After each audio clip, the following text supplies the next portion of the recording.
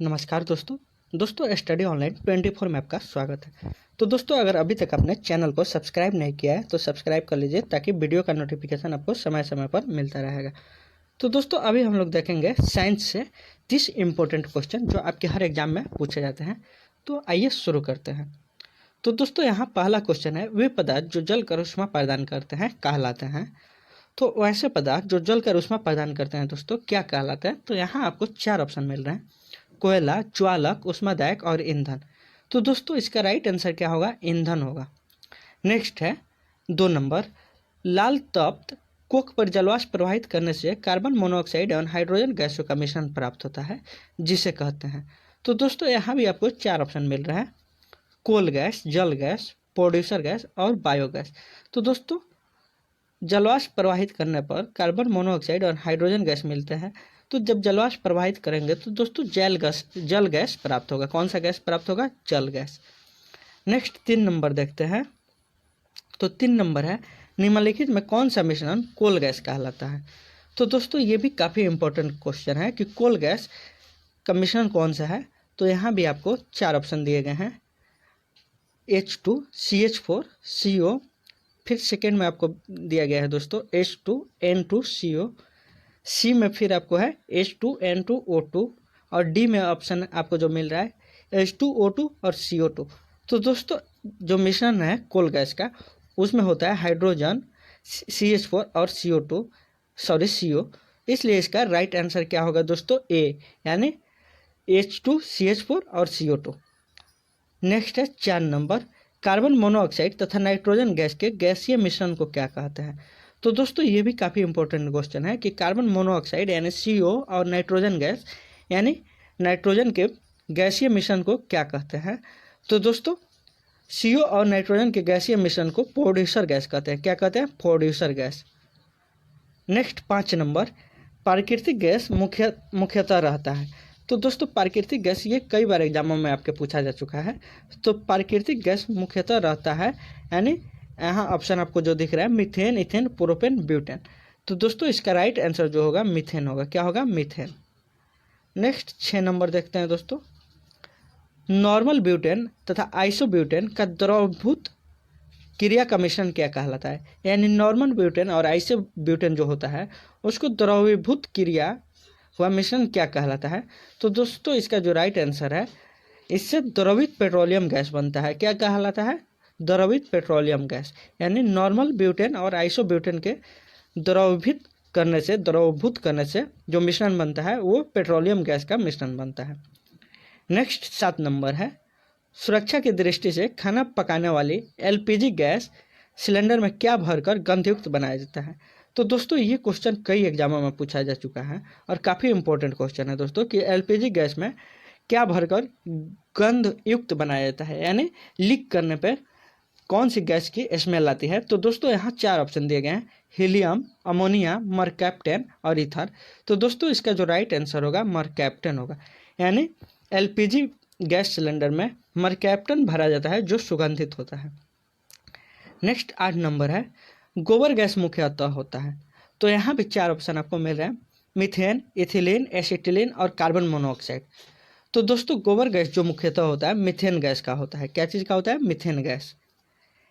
LPG, तो LPG में कौन सी गैस मुख्य रूप से होती है? तो ये भी काफ़ी इंपॉर्टेंट क्वेश्चन है कि LPG में कौन सी गैस मुख्य रूप से होती है। तो दोस्तों स्मेल के लिए मरकैप्टन भरी जाती है और यहाँ 4 आपको ऑप्शन दिए गए हैं, मीथेन, CO2, ब्यूटेन और SO2। तो दोस्तों LPG में जो गैस मुख्य रूप से भरी जाती है वो होती है ब्यूटेन। कौन सी? ब्यूटेन। जल गैस किसका संयोजन है? तो दोस्तों ये भी काफ़ी इंपॉर्टेंट क्वेश्चन है और इसको देखते हैं ऑप्शन। तो दोस्तों पहला ऑप्शन है CO और H2O, यानी फिर सेकेंड है CO2 और CO, यानी कार्बन डाइऑक्साइड और कार्बन मोनोऑक्साइड। फिर थर्ड ऑप्शन जो दिया है कार्बन मोनोऑक्साइड और H2 यानी हाइड्रोजन। फिर डी में दिया है CO2 और H2।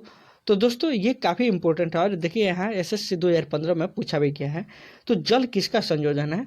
तो CO और H2 का। तो ये भी काफ़ी इंपॉर्टेंट है कि जल जो संयोजन करता है CO और H2 का, और यही मिलके बनता है दोस्तों H2O।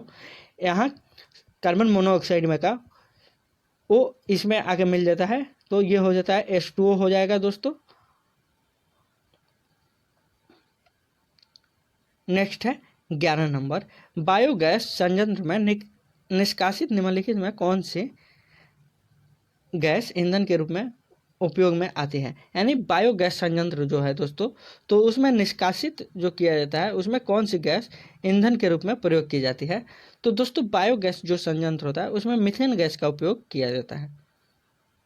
नेक्स्ट 12 नंबर देखते हैं, एलपीजी का मुख्य घटक क्या है। तो दोस्तों ये भी काफ़ी इंपॉर्टेंट क्वेश्चन है कि एलपीजी का मुख्य घटक क्या है।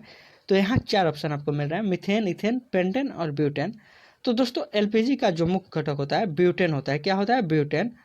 और इसका फॉर्मूला क्या होता है? C4H10। क्या होता है? C4H10। तो दोस्तों ये आप इसका सूत्र भी याद रखेंगे, C4H10 इसका फॉर्मूला होता है। नेक्स्ट है एलपीजी का पूरा नाम क्या है। तो दोस्तों यहाँ भी काफ़ी इंपॉर्टेंट है। तो दोस्तों फर्स्ट ऑप्शन दिया है liquid petroleum gas, liquefied petroleum gas, leaded petroleum gas, low petroleum gas. तो दोस्तों यहाँ बहुत सारे लोग ए और बी में कंफ्यूज हो जाते हैं, लिक्विड होगा कि लिक्विफाइड होगा। तो दोस्तों इसका आंसर होगा लिक्विफाइड पेट्रोलियम गैस। क्या होगा? Liquefied petroleum gas. नेक्स्ट देखते हैं दोस्तों 14 नंबर, तो सीएनजी को पारिस्थितिक महत्वपूर्ण क्यों कहा गया है। यानी पर्यावरण का महत्वपूर्ण क्यों कहा गया है सीएनजी को। तो दोस्तों ये भी काफ़ी इंपॉर्टेंट क्वेश्चन है कि सीएनजी जो है उसको पर्यावरण का महत्वपूर्ण क्यों कहा गया है। तो दोस्तों यहाँ 4 ऑप्शन आपको दिख रहे हैं। इसमें हाइड्रोजन अत्यंत कम मात्रा में होता है, इसमें मुख्य घटक इथेन गैस होता है, इसमें कार्बन मोनोऑक्साइड बहुत ही कम होता है, सीएनजी में होने वाले गैस पूर्ण रूप से जलते नहीं है इसलिए उत्सर्जन बहुत कम होता है। तो इसका जो राइट आंसर होगा, इसमें कार्बन मोनोऑक्साइड बहुत ही कम होता है इसलिए इसको पर्यावरण का महत्वपूर्ण कहा गया है। यानी पर्यावरण के लिए अच्छा माना जाता है सीएनजी को, चूँकि इसमें कार्बन मोनोऑक्साइड बहुत ही कम होता है और ये कम हानिकारक होता है। नेक्स्ट 15 नंबर है, निम्न में से किस एक ईंधन का मान अधिकतम होता है। तो यहाँ 4 ऑप्शन आपको दिख रहा है, हाइड्रोजन, चारकोल, प्राकृतिक गैस, गैसोलीन। तो दोस्तों इसका राइट आंसर जो होगा हाइड्रोजन। हाइड्रोजन ईंधन का मान अधिकतम होता है और ये कम हानिकारक होता है। 16 नंबर देखते हैं, निम्नलिखित में कौन सा ईंधन न्यूनतम पर्यावरण प्रदूषण फैलाता है। तो ऑप्शन नंबर ए में है हाइड्रोजन, फिर कोयला, फिर डीजल और किरोसिन। तो दोस्तों सबसे न्यूनतम पर्यावरण प्रदूषण फैलाता है हाइड्रोजन, इसलिए इसका मान अधिकतम होता है और इसे सबसे शुद्ध माना जाता है। नेक्स्ट देखते हैं 17 नंबर, रॉकेट चलाने में कौन सा ईंधन प्रयुक्त होता है। तो दोस्तों यहाँ 4 ऑप्शन आपको हैं, बायोमास, कोक, प्रणोदक और कोल गैस। तो दोस्तों रॉकेट चलाने के लिए प्रयोग किया जाता है प्रणोदक का, जो बहुत ही कम मतलब हानि पहुँचाता है। 18 नंबर क्वेश्चन है, कोयले के विभिन्न किस्मों में से किसमें कार्बन की प्रतिशत मात्रा सबसे अधिक है। तो दोस्तों ये क्वेश्चन काफ़ी इंपॉर्टेंट है कि सबसे उत्तम कोटि का कोयला कौन सा होता है, यानी सबसे अच्छा कोयला कौन होता है। तो यहाँ आपको 4 ऑप्शन दिए गए हैं, पीट, लिग्नाइट, बिटुमनस और एंथ्रासाइट। तो दोस्तों सबसे अधिक कार्बन की मात्रा जो होती है एंथ्रासाइट में है। किस में होती है? एंथ्रासाइट में। और सबसे घटिया कोयला कौन होता है? पीट कोयला। तो दोस्तों सबसे घटिया पीट होता है, तो इसका 18 का आंसर होगा एंथ्रासाइट। नेक्स्ट है भूरा कोयला, यानी ब्राउन कोल के नाम से किसे जाना जाता है। तो दोस्तों यहाँ 4 ऑप्शन आपको दिए गए हैं, पीट, लिग्नाइट, बिटुमस और एंथ्रासाइट। तो भूरा कोयला जो है पीट कोयला को कहते हैं और ये पीट कोयला जो होता है दोस्तों सबसे घटिया कोयला इसको माना जाता है, और एंथ्रासाइट जो होता है सबसे अच्छा माना जाता है। नेक्स्ट 20 नंबर देखते हैं, किसी ईंधन के अपस्फोटी रोधी गुण को दर्शाती है। तो दोस्तों ये भी काफ़ी इम्पोर्टेंट है कि किसी ईंधन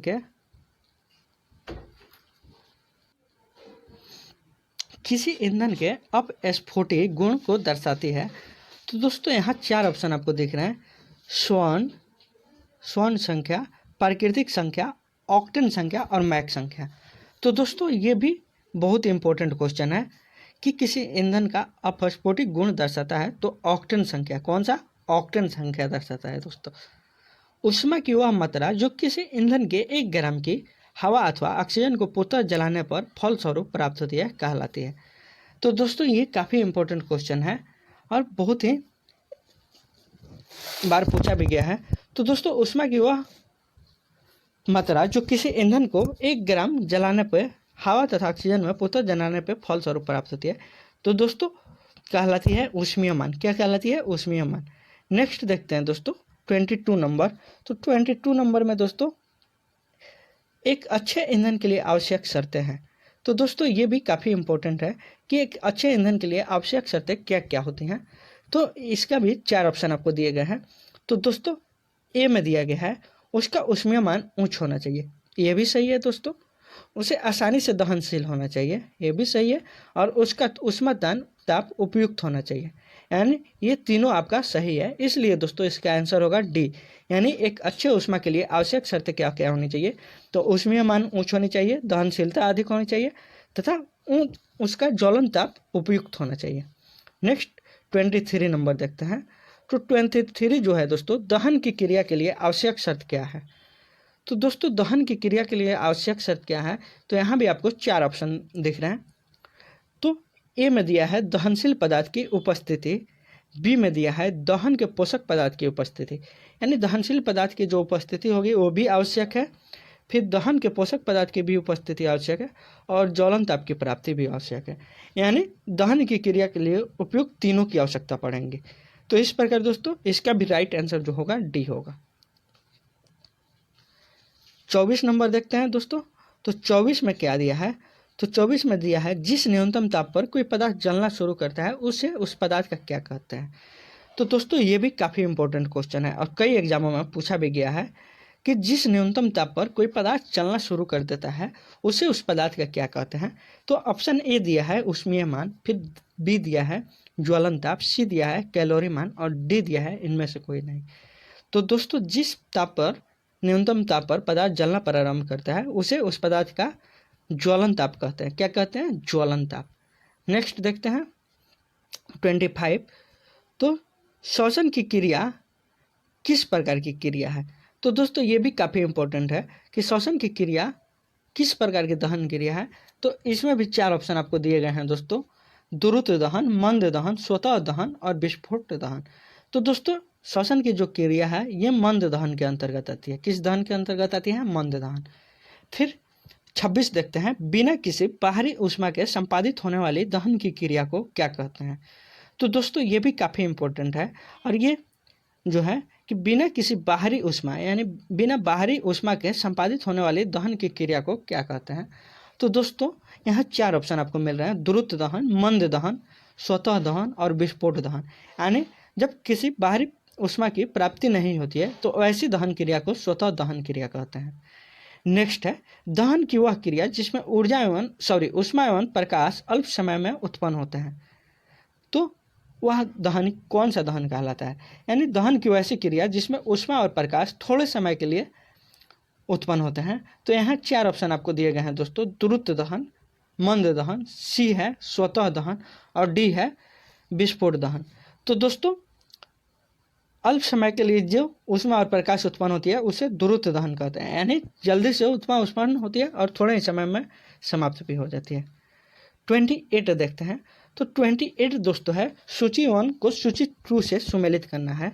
तो दोस्तों सूची 1 में ईंधन गैस दिया गया है और सूची बी में प्रमुख घटक दिया गया है। तो दोस्तों सीएनजी, तो सीएनजी में क्या क्या घटक रहता है। तो दोस्तों सीएनजी में मीथेन और इथेन रहता है। क्या रहता है? मीथेन और इथेन। इसका आंसर ए का 3 होगा।